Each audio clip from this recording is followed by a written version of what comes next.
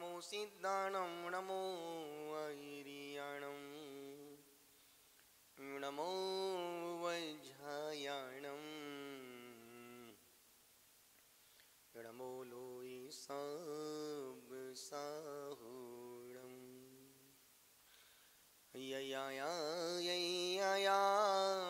नानुना नना mama mama mama मामी ताता तीती ततोतिता ततोतिता तुतीता त्रोति त्रोति ततोतिता ततोताति ततोतोति ततिताति ततोततः। पंच परमिष्टि भगवान के चरणों में प्रणाम करते हुए मैं परम पूज्य आचार्य गुरुवर श्री पुष्पदंत सागर जी महाराज साहब की चरण वंदना करते हुए परम पूज्य तपस्वी सम्राट श्री सन्मति सागर जी महाराज साहब के गुणानुवाद करते हुए आपके भीतर बैठे परमात्मा को प्रणाम करता हूँ। मेरी आशीष स्वीकार करें। रोज की तरह 5-7 मिनट में अपनी बात आपसे शेयर करता हूँ। जहाँ रुका हूँ उस हॉल में 2 पंखे लगे हुए हैं। एक पंखा साफ सुथरा है, एक पंखा गंदा है।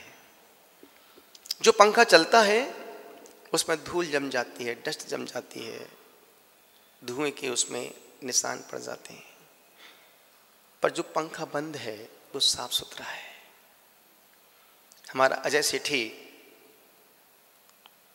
पूरा कमरा देखता है, पूरा अंदर का पूरी व्यवस्था वही देखता है। एक दिन बोलता है, गुरुदेव ये पंखा कितना साफ सुथरा है।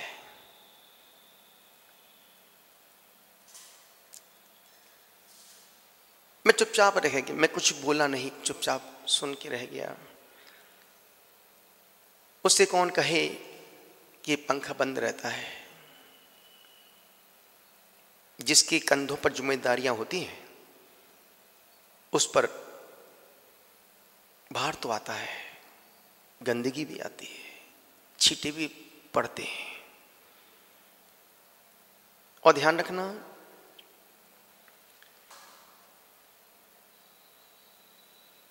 खेल के मैदान में हमेशा आवाज दर्शक दीर्घा से आती है, खिलाड़ियों की आवाज नहीं आती है। आप सिक्के को नीचे गिराओ, आवाज आएगी।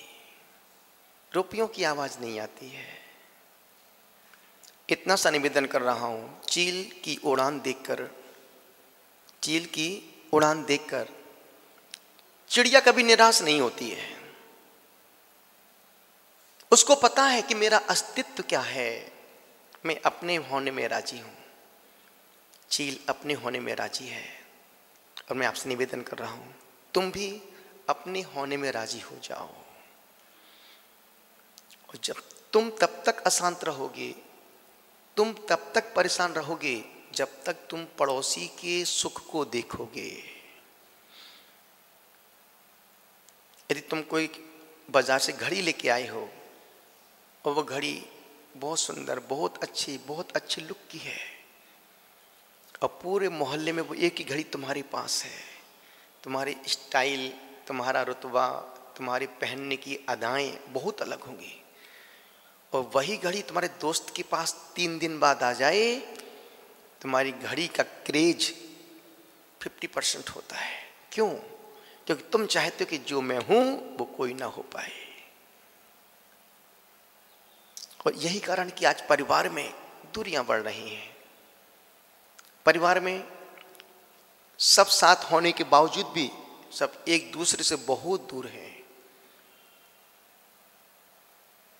यदि आप खाना खाने बैठे हैं या चाय पी रहे हैं, पूरा परिवार 5 लोग एक साथ बैठे हैं और किसी का कोई फोन आ जाए तो आप तुरंत फोन लेके बाहर निकल जाते हैं, सबका साथ छोड़ देते हैं।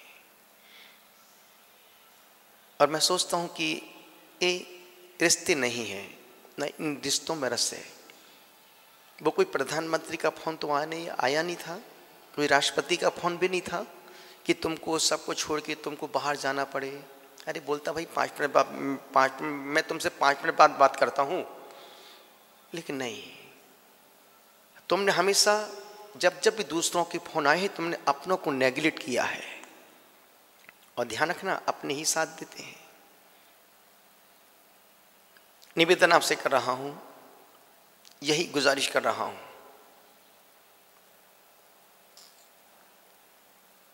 मशहूर हुए वो लोग, मशहूर हुए वो जो कभी काबिल न थे, मशहूर हुए वो जो कभी काबिल न थे, और तो और कम वक्त मंजिल भी उन्हें मिली जो दौड़ में कभी शामिल न हुए। निवेदन इतना सा कर रहा हूं, वो पंखे की बात नहीं, हमारे जीवन की बात है। आप इस छोटी सी बातों से बहुत कुछ ले सकते हैं।